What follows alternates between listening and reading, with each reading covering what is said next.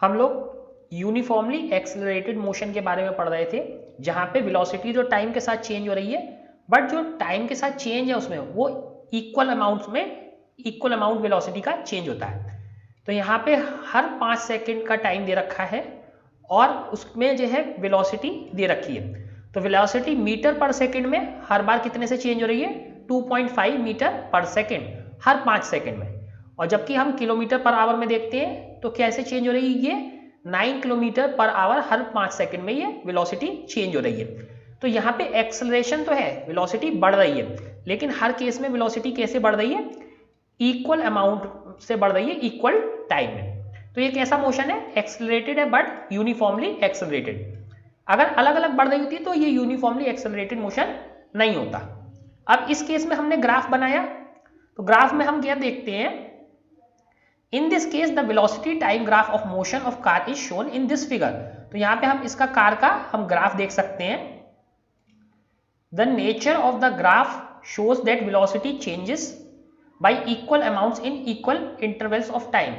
इससे हमें क्या पता चल रहा है? जो वेलोसिटी चेंज तो हो रही है बट इक्वल अमाउंट से चेंज हो रही है, इक्वल इंटरवल ऑफ टाइम में। यानी अगर हम इक्वल टाइम लें तो equal amount of velocity change हो रही है। Thus, for all uniformly accelerated motion, the velocity time graph is a straight line. तो velocity time graph क्या होता है? यूनिफॉर्मली एक्सेलरेटेड मोशन के लिए एक स्ट्रेट लाइन होता है। तो यहाँ देखते हैं 0 पे 0 किलोमीटर पर आवर, तो हमने किलोमीटर पर आवर वाली वेलोसिटी ली है और यहाँ टाइम किस में लिया है? सेकेंड में। तो देखें 0 पे 0 थी, 5 पे कितनी हो गई थी? 9, 10 पे कितनी वेलोसिटी हो गई थी? 18, 15 पे कितनी हो गई थी? 27, इस पे 20 पे कितनी थी? 20 पे 36 थी, और 25 पे 45 किलोमीटर पर आवर थी, और 30 पे कितनी थी? 30 पे 54 किलोमीटर पर आवर। अब हमने इसे एक लाइन से ज्वाइन कर दिया इस ग्राफ को, तो ये लाइन कैसी आ गई? ये स्ट्रेट लाइन आ गई। ये स्ट्रेट लाइन का ग्राफ है।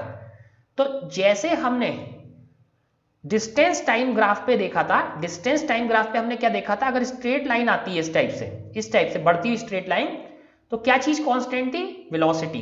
यहां अगर वेलोसिटी टाइम ग्राफ पे एक स्ट्रेट लाइन आती है तो क्या कांस्टेंट होता है? हमारा एक्सेलरेशन कांस्टेंट होता है, एक्सेलरेशन यूनिफॉर्म होता है। तो इस तरीके से ये हमारा वेलोसिटी टाइम ग्राफ हो गया, किसके लिए? यूनिफॉर्म एक्सेलरेशन के लिए। तो देखिए यहां लिखा हुआ भी है हमारे यहाँ पे, velocity time graph for a car moving with uniform acceleration. So ये यूनिफॉर्म एक्सेलरेशन के लिए है, नॉर्मल एक्सेलरेशन के लिए, टेढ़ा मेढ़ा एक्सेलरेशन नहीं। कैसा एक्सेलरेशन? यूनिफॉर्म एक्सेलरेशन के लिए ये है। ठीक है, अब इसके बाद देखते हैं कि और इस ग्राफ से हम क्या क्या कर सकते हैं। ठीक है, इस ग्राफ से हम और क्या क्या कर सकते हैं? You can also determine the distance move by the car in this velocity time graph. तो इस वाले वेलोसिटी टाइम ग्राफ से भी हम क्या निकाल सकते हैं? डिस्टेंस मूव निकाल सकते हैं। The area under the velocity time graph gives the distance magnitude of displacement. तो इससे क्या निकाल सकते हैं हम? इससे हम जो है ये वेलोसिटी टाइम ग्राफ से हम डिस्टेंस निकाल सकते हैं। पिछली बार भी हमने इससे जो है इस वेलोसिटी टाइम ग्राफ से क्या निकाली थी? डिस्टेंस निकाली थी। और डिस्टेंस क्या होती है? Magnitude of displacement. डिस्प्लेसमेंट का मैग्नीट्यूड होती है, डायरेक्शन नहीं होती। डायरेक्शन होगी तो क्या हो जाएगी? डिस्प्लेसमेंट हो जाएगी। तो देखते हैं कि पिछली बार कैसे निकाली थी। पिछली बार हमने कैसे निकाली थी कि वेलोसिटी क्या थी? ये कांस्टेंट थी। ठीक है, उसके बाद हमने क्या करा? दो परपेंडिकुलर डाले थे इससे टाइम एक्सिस पे। यहां टाइम आ गए थे t2 और t1, तो हमने इस वेलोसिटी की मल्टीप्लाई कर दी थी किससे? इस टाइम के डिफरेंस से। और इस रेक्टेंगल का एरिया ही क्या था? इस रेक्टेंगल का एरिया जो ये ब्लू शेड में है, यही हमारी डिस्टेंस ट्रेवल थी। बट अब की बार कंडीशन थोड़ी सी डिफरेंट हो गई है। अब की बार ये जो हमारा ग्राफ ऐसे करके स्ट्रेट लाइन था, ये स्ट्रेट लाइन नहीं रह गया। अब क्या हो गया? ये ऐसे करके स्ट्रेट लाइन, ये ऐसे जाके स्ट्रेट लाइन तो है बट ये ऐसे करके स्ट्रेट लाइन। फिर से अब इससे कैसे हम डिस्टेंस ट्रेवल निकालते हैं? तो इससे डिस्टेंस ट्रेवल निकालने का तरीका देखते हैं। तो हमने ये ग्राफ खींचा था, ये ग्राफ है। इस ग्राफ से भी हमने जिस टाइम पे, जिन दो टाइम के बीच में हमने डिस्टेंस ट्रेवल निकालनी है, उससे ऐसे करके एक्स एक्सिस पे लाइंस ड्रॉ करी वाई एक्सिस के पैरेलल। ये वाई एक्सिस है हमारी और ये एक्स एक्सिस है।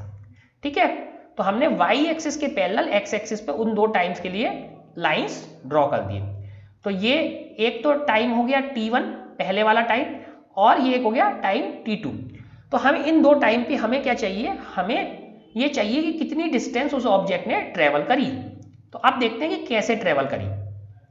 तो पहला तो ये ले लेते हैं कि पहले ये 10 मिनट पे देते हैं और फिर लेते हैं 20 मिनट पे। तो इन 10 मिनट से लेके 20 मिनट तक उसने ऑब्जेक्ट ने कितनी डिस्टेंस ट्रेवल करी। तो यहाँ पे हमने ऐसे करके ये इस पे लाइंस ड्रॉ कर दी थी वाई एक्सिस के पैरेलल, और ये हमारा ग्राफ जा रहा है।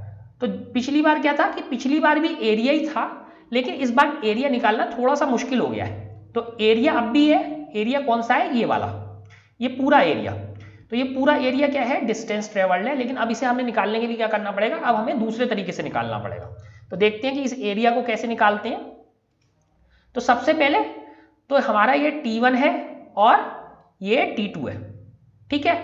और ऐसे करके ये t1 और t2 के बीच की टाइम है वो कितना है, 10 मिनट्स। 20 और 10 मिनट्स में कितना टाइम हो गया, 10 मिनट्स, ठीक है। अब अगर इसे हम देखें तो इसमें हमें दो शेप्स मिल रही हैं। फर्स्ट ये एक रेक्टेंगल मिल रहा है, एक तो ये वाला रेक्टेंगल मिल रहा है, ठीक है। रेक्टेंगल क्या है, ए बी सी डी। तो ये रेक्टेंगल हमारा हो गया ए बी सी और डी। तो एक तो इस रेक्टेंगल का एरिया चाहिए हमें, ठीक है। इस रेक्टेंगल के साथ साथ एक ट्राइंगल भी बन रहा है इस टाइप से, इस तरीके से एक ट्राइंगल भी बन रहा है। तो इस ट्राइंगल का एरिया अगर हम इस रेक्टेंगल में ऐड कर लें तो ये ट्राइंगल क्या है, ए डी ई। तो अगर इन दोनों का एरिया हम ऐड कर लें तो हमें डिस्टेंस ट्रेवल मिल जाएगी। क्योंकि डिस्टेंस ट्रेवल क्या होती थी, डिस्टेंस ट्रेवल जो भी वेलोसिटी टाइम ग्राफ पे हमारा कर्व है उसका और टाइम एक्सिस पे जो भी हमने लाइंस ड्रॉ करी तो उनके बीच का एरिया। तो ये वाला एरिया हमारा क्या होती है, डिस्टेंस ट्रेवल होती है। तो इस तरीके से हमने डिस्टेंस ट्रेवल निकालनी है। तो अब डिस्टेंस ट्रेवल निकालने के लिए हमें क्या चाहिए, दो एरिया चाहिए, हमें दो एरिया चाहिए। एक तो ये वाला इस रेक्टेंगल ABCD का ये एरिया, और प्लस इस ट्राइंगल का एरिया। तो अगर ये दोनों एरिया निकाल के हम ऐड कर दें तो ये टोटल एरिया निकल आएगा हमें। और टोटल एरिया किसके इक्वल है, वही टोटल एरिया ही हमारा किसके बराबर है, डिस्टेंस के, डिस्टेंस ट्रेवल्ड के, ठीक है। अब हमें देखना है कि ये डिस्टेंस ट्रेवल्ड कैसे निकालते हैं। तो सबसे पहले क्या करा हमने, सबसे पहले हमें ये रेक्टेंगल का एरिया चाहिए। तो रेक्टेंगल के लिए ये लाइन डाली और इस रेक्टेंगल से यहाँ पे भी एक लाइन डाल दी, ठीक है। और यहाँ पे लाइन थी हमारी, यहाँ पे लाइन थी, और ये ऐसे करके मैच कर दिया। तो यहाँ पे सबसे पहले तो हमें ये तो सेम है, अगर वेलोसिटी ऐसे चल रही होती तो ये पहले वाले की तरह हमारा सीधे सीधे आ जाता, पहले वाले की तरह सीधे सीधे आया था। यहाँ वेलोसिटी कितनी थी, 18। तो 18 हो गया, और ये डिफरेंस कितना है, 10 मिनट्स, 18 किलोमीटर पर आवर, और ये डिस्टेंस कितनी है, 10 मिनट्स। तो अब क्या डिफरेंस है कि यहाँ आवर में, यहाँ मिनट्स में। तो आवर को मिनट्स में मिलने तो ये चेंज कर ले तो ये डिस्टेंस ट्रेवल्ड हमारी निकल आएगी इस वाले पार्ट की, इस वाले पार्ट की केवल। अब हमें ट्राइंगल चाहिए। तो ट्राइंगल का एरिया क्या होता है, ट्राइंगल का एरिया होता है हाफ बेस, बेस तो यही टाइम है। तो ट्राइंगल का एरिया क्या होता है, half into base into height. तो ये ट्राइंगल का एरिया हो गया हमारा, ये ट्राइंगल का एरिया हो गया। तो ऐसे करके ट्राइंगल है। तो अब इसका बेस क्या है, बेस तो 10 मिनट्स है, टाइम में है। तो बेस कितना है, equal to half of 10 minutes. तो बेस तो ये हो गया 10 मिनट्स। हाइट अब कैलकुलेट करनी है। तो हाइट क्या है, ये वाली हाइट है, डी से ई तक जो है वो हमारी हाइट है। तो इसे कैलकुलेट कर लेते हैं। ये कैलकुलेट करके कितना आया, यहाँ 18 है, यहाँ 36। तो यहाँ से यहाँ तक की हाइट कितनी हुई, 18, 36 माइनस 18, तो 18 किलोमीटर पर आवर, ये हमारी क्या आ गई, हाइट। तो अब इन दोनों को कैलकुलेट करके एरिया निकाल लेते हैं। सो 18 किलोमीटर पर आवर है, तो 18 kilometre divided by 60 minutes, minutes में चेंज कर दिया। और कितने ऊपर मिनट है, 10 मिनट्स है, ठीक है। तो मिनट से मिनट कैंसल आउट हो गया, इससे 1 0 कैंसिल आउट हुआ और 18 को भी हमने 6 से कैंसिल कर दिया, तो ये कितना आ गया हमारा 3 किलोमीटर। 3 किलोमीटर तो इसकी वजह से आ गया, इस रेक्टेंगल की वजह से 3 किलोमीटर आ गया रेक्टेंगल की वजह से, रेक्टेंगल की वजह से। ठीक है, अब देखते हैं ट्राइंगल की वजह से क्या है। रेक्टेंगल की वजह से हमारा आ गया 18/60 और यहाँ कितना था 10, तो डिवाइड वगैरह करके हमारा कितना आया 3 किलोमीटर हमने इससे चला।